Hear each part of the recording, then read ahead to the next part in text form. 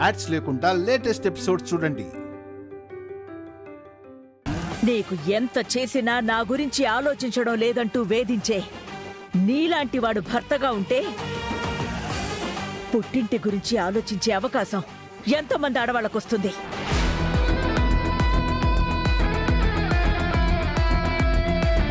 నీ వంశాన్ని నిలబెట్టి నీ ఇంటి పేరు సమాధి కాకుండా కాపాడే నీ భార్యకి నువ్విచ్చే విలువ ఇదా?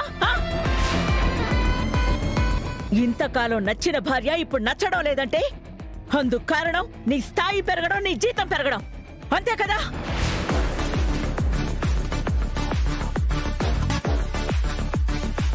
స్థాయి మారితే మగాడి ఆలోచన మారుతుందేమో కానీ ఆడదాని ఆలోచన చచ్చే వరకు మారదు.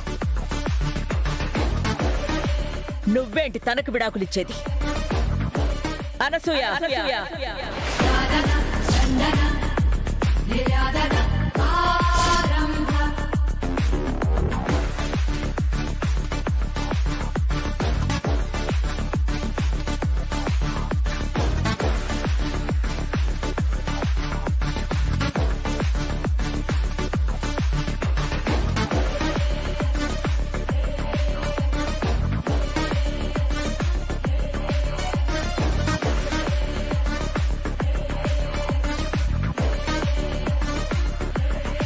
ప్రసాద్ అక్క వెళ్ళి పేపర్స్ తీసుకురా. అలాగే అక్క.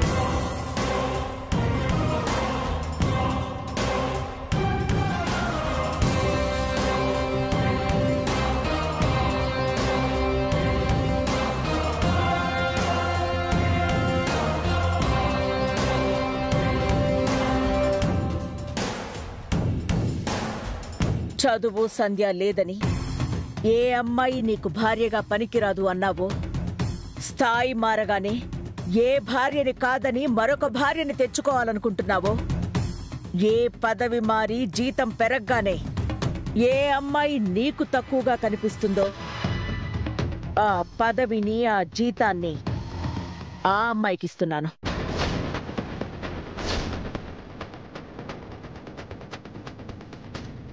వేలిముద్ర వేయి.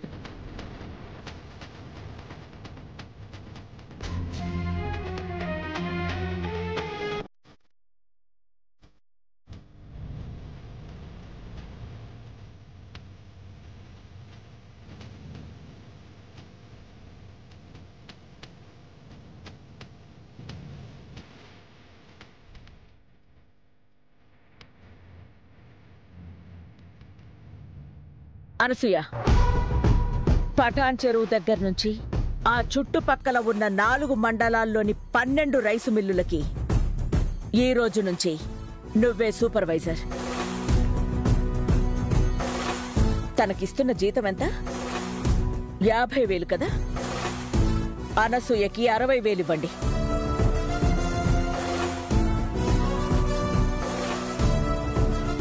అలాగే అక్క.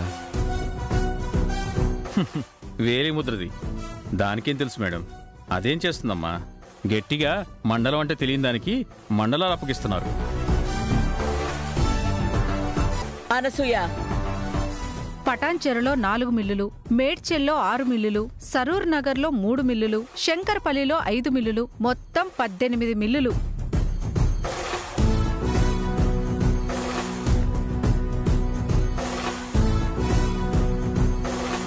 అన్ని మిల్లులలో కలిసి 2,000 టన్నుల ధాన్యం వస్తుంది.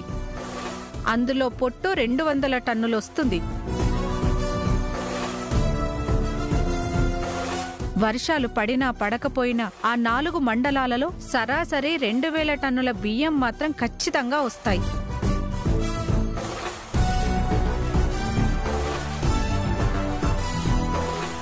ధాన్యం ఎక్కువ, మిల్లులు తక్కువ కావడం వల్ల సంవత్సరమంతా ఆ మిల్లులు పనిచేస్తూనే ఉంటాయి. అన్నిట్లో కలిసి 500 మంది పనిచేస్తున్నారు. ప్రతి మిల్లు నుంచి 10 టన్నుల బియ్యం బయటికి పోతుంది.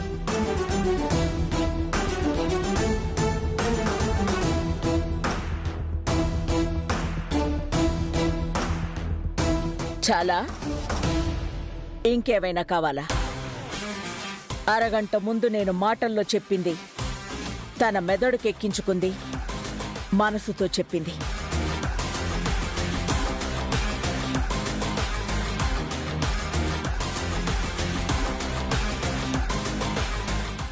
టైం మారితే రంగులు మార్చే నీలాంటి వాడికి స్థాయి ఇవ్వడం కన్నా నీకిచ్చిన స్థాయి తనకిస్తే మరో 10 మందికి సాయపడుతుంది, 100 మందికి మార్గదర్శి అవుతుంది. ఇక నుంచి నీకు మా దగ్గర స్థానం లేదు.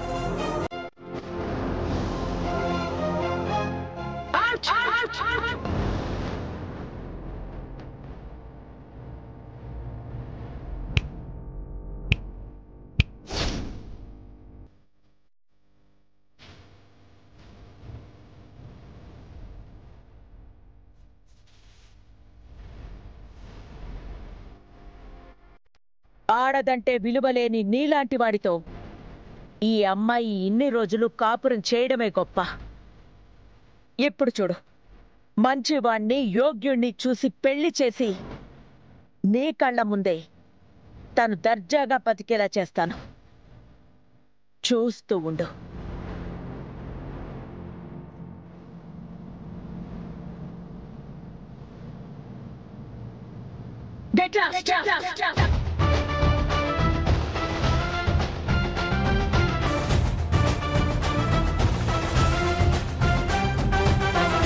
దేవకి, ఆడవాళ్ల విషయంలో నీ ఆలోచనలు నిర్ణయాలు ఎప్పుడూ గొప్పగానే ఉంటాయి.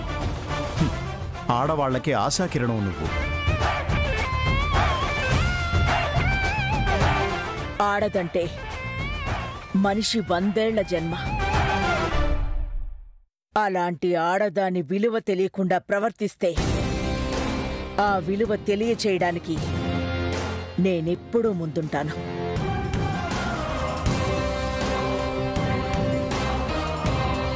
నా కళ్ళ ముందు కష్టం అన్నది ఏ ఆడపిల్లని బాధ పెట్టకూడదు. బాధ పెట్టనివ్వను. లాయర్ గారు రండి రండి.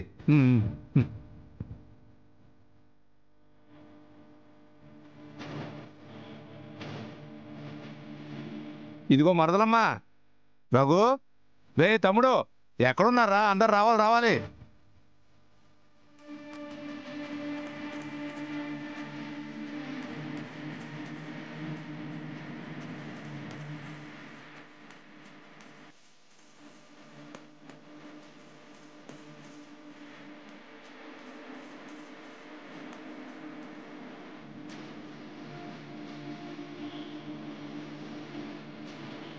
ఏంట్రా, లాయర్ గారు ఎందుకు వచ్చారు? మనం కోర్టుకి ఎందుకు వెళ్ళామో లాయర్ గారు అందుకే వచ్చారు.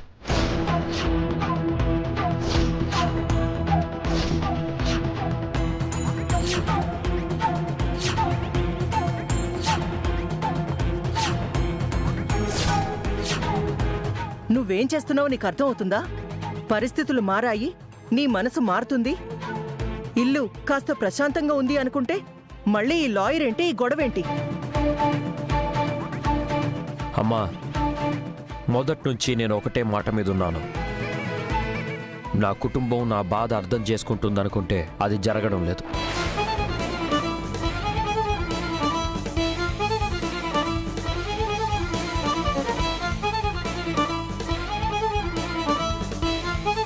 నాకిష్టం లేని బతుకు బలవంతంగా బతకాలి అంటున్నారు. నేను వద్దంటున్న శ్రీవల్లిని బలవంతంగా నా మీద రుద్దాలని చూస్తున్నారు.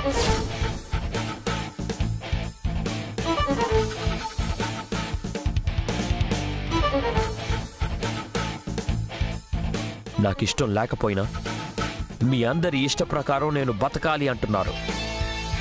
అది నా వల్ల కాదు. మీ అందరి కోసం అలా మనసు చంపుకొని నేను బతకలేను. అది మీ అందరికీ అర్థమయ్యేలా చెప్పాలనే పిలిపించాను.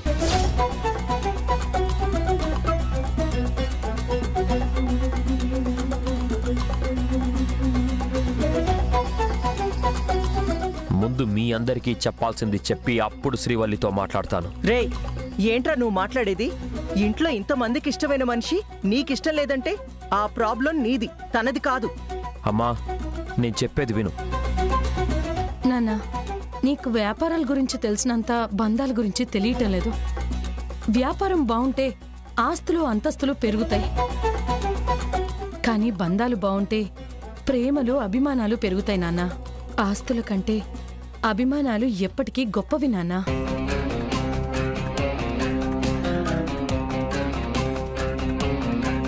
ఆడు చెప్పేది అనుకుండా ఏంటి మీరంతా? వాడు నచ్చలేదు మొర్రో అంటుంటే ఇంకెందుకు డిస్కషన్స్? ఎందుకు నచ్చదు బావగారు? ఎందుకు నచ్చదు? వద్దన్న వెంట పడుతుందని శ్రీవల్లి చులకనైపోయిందా? పెళ్ళైన రోజు నుంచి ఈ రోజు వరకు వాడి ప్రేమ కోసం పాకులాడుతుంది కాబట్టి శ్రీవల్లంటే చులకనైపోయిందా? సమ్రాట్, శ్రీవల్లిని దూరం చేసుకుంటే నీకేం లాభం వస్తుందో కానీ ఈ ఇల్లు నువ్వు చాలా నష్టపోతారు. నిజంగా శ్రీవల్లి మంచిది కాదు, తన పద్ధతి సరిగ్గా లేదు అనుకుంటే ఇంట్లో కొందరైనా నచ్చకుండా ఉండాలి. నీకు తప్ప అందరికీ నచ్చుతుంది అంటే లోపం నీలో ఉంది, తనలో కాదు సమ్రాట్. ఆడదంటే ఏంటో అది వీడికి చచ్చిన అర్థం కాదు. కనీసం అర్థం చేసుకునే ప్రయత్నం కూడా వీడు చేయడం లేదే.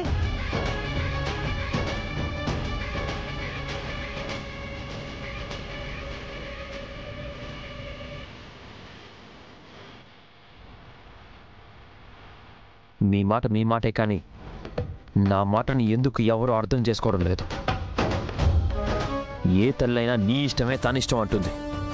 బిడ్డ కోసం తన ఇష్టాలను కూడా చంపుకుంటుంది. కానీ నువ్వు మాత్రం నాకన్నా తనే ఎక్కువ అన్నట్టు ఎందుకు ఇలా ప్రవర్తిస్తున్నావు? బిడ్డ ఇష్టపడుతున్నాడు కదా అని కష్టాల్ని కౌగిలించుకోమని ఏ తల్లి చెప్పదురా. బిడ్డ ఇష్టపడుతున్నాడు కదా అని జీవితాన్ని నాశనం చేసుకుంటున్నా ఏ తల్లి చూస్తూ ఊరుకోదురా.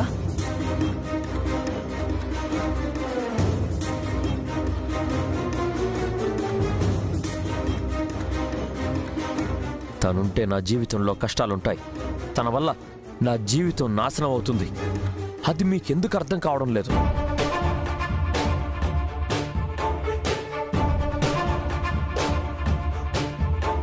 వద్దమ్మా, నాకు శ్రీవల్లి వద్దు.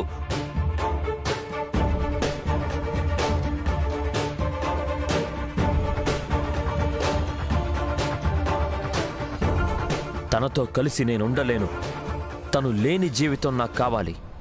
ఒంటరిగా అయినా సరే నేను ప్రశాంతంగా బతకాలి.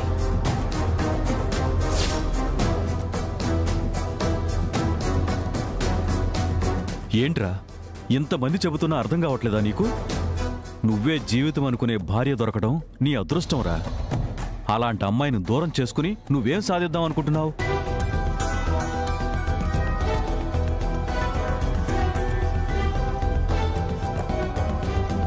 నాన్న, వద్దు నాన్న, నీ నిర్ణయం మంచిది కాదు. నువ్వు మా బిడ్డవే. నీ మంచి కోరి చెప్తున్నాను, మా మాట వినయ్యా.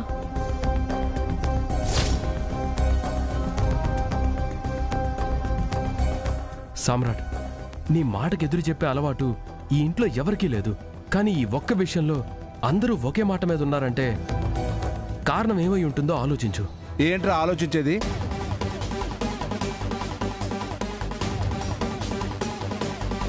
ఆ అమ్మాయి మాయ మాటలు విని మీరందరూ మోసపోయినట్టు వాడు మోసపోవాలా? సామ్రాడు దేన్నైనా క్షమిస్తాడు గాని మోసాన్ని క్షమించడు.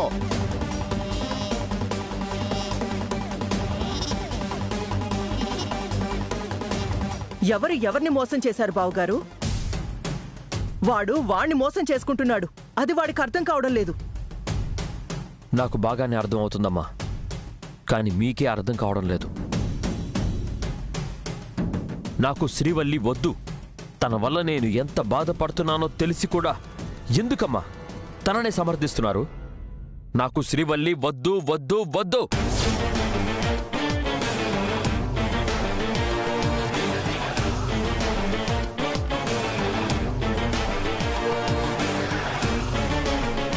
నువ్వు వద్దనుకున్నావని మేం వద్దనుకోలేం.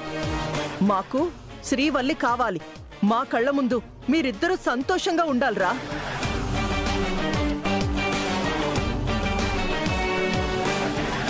ఈ విషయంలో మా అందరిది ఒకటే మాట. శ్రీవల్లిని ఇంటికి దూరం చేయాలనుకుంటే మేమెవ్వరం ఒప్పుకోం.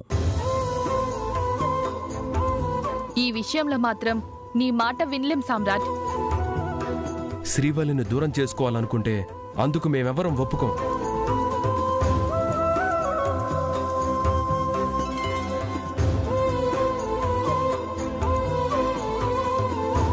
ఒప్పుకోవాల్సింది మీరు కాదు, శ్రీవల్లి.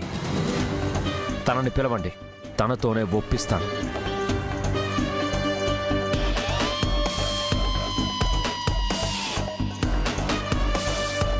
ఇక దీని గురించి చర్చ అవసరం లేదురా. శ్రీవల్లి వచ్చినా చెప్పేది అదే. లాయర్ గారు, సారీ, మీకు శ్రమ ఇచ్చినట్టున్నాం, మీరిక బయలుదేరండి.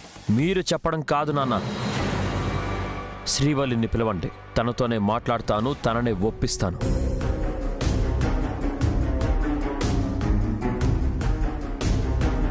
ఇప్పుడు నీకు శ్రీవల్లి కావాలి. తన్నెలా ఒప్పిస్తావో నేను చూస్తాను. ఉండరా, నేనెళ్ళి తీసుకొస్తాను.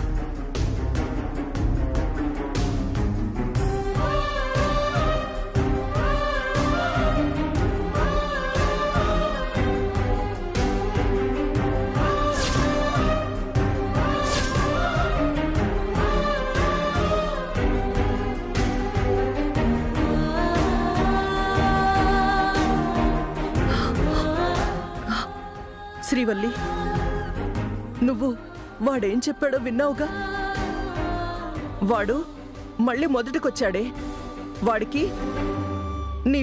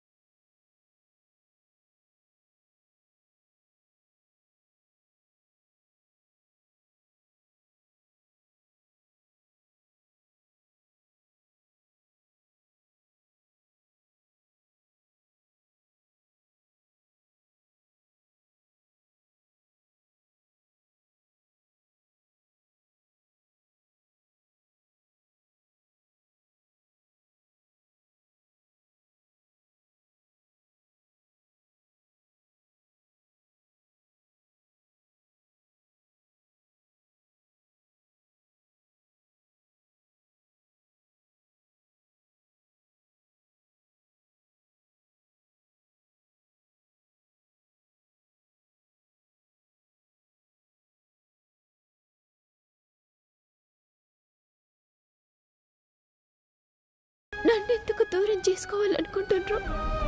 నాకు సంచేతలేదు. పరాయివాడి మాటకి విలువిచ్చినందుకు బంగారం లాంటి సీతమ్మ దూరమై బంగారు సీత మిగిలింది ఆ రాముడికి. ఆ పరిస్థితి నా బిడ్డకి రానివ్వకమ్మా. వాడి ఆలోచన పరాయి వాళ్ళు చెప్పింది విని ఇలా చేస్తున్నాడో అది నాకు అర్థం కావడం లేదు. కానీ వాడు చేస్తుంది తప్పు. ఆ తప్పుని సమర్థించొద్దు. వాడి మాటలు విని నువ్వు మాత్రం తొందరపడొద్దు. ఆయన గట్లా మాట్లాడుతుంటే ఏం చేయాలి? నా చేతులు ఏముందత్తమ్మా? ఇంతకాలం నీ ప్రేమతో వాణ్ణి మారుస్తావనే నమ్మకం నాకుండేది. ప్రేమ కూడా ఒక మనిషిని మార్చలేదు అని మొదటిసారి నాకు అర్థమైంది. దేవుడు నా రాత గిట్లెందుకు రాసిండో నాకు సంచేతలేదత్తమ్మా. నీ నుదుటన ఆ దేవుడు ఏ రాత రాశాడో నాకు తెలియదు, కానీ కిందవాడు నిన్ను మాకు దూరం చేసే రాత రాయడానికి సిద్ధంగా ఉన్నాడే. వాడి మాట వినొద్దే. నేను చెప్తున్నాను కదా, వాడి మాట అస్సలు వినొద్దు.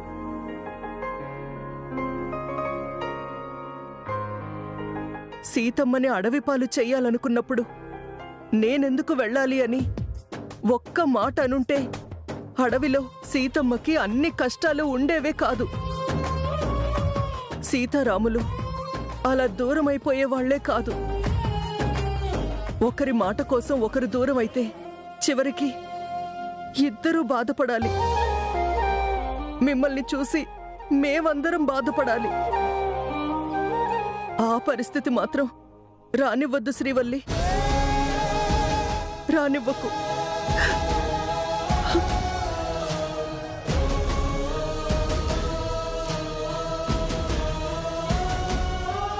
అమ్మా, ఎంతసేపో? విన్నావుగా, నిన్ను దూరం చేసుకోవాలని వాడెంత తొందరపడుతున్నాడు. చూడు, ఇప్పుడు నీ భవిష్యత్తు, ఈ ఇంటి సంతోషం నీ చేతుల్లోనే ఉందమ్మా. నీ చేతుల్లోనే ఉందమ్మా. పద పద.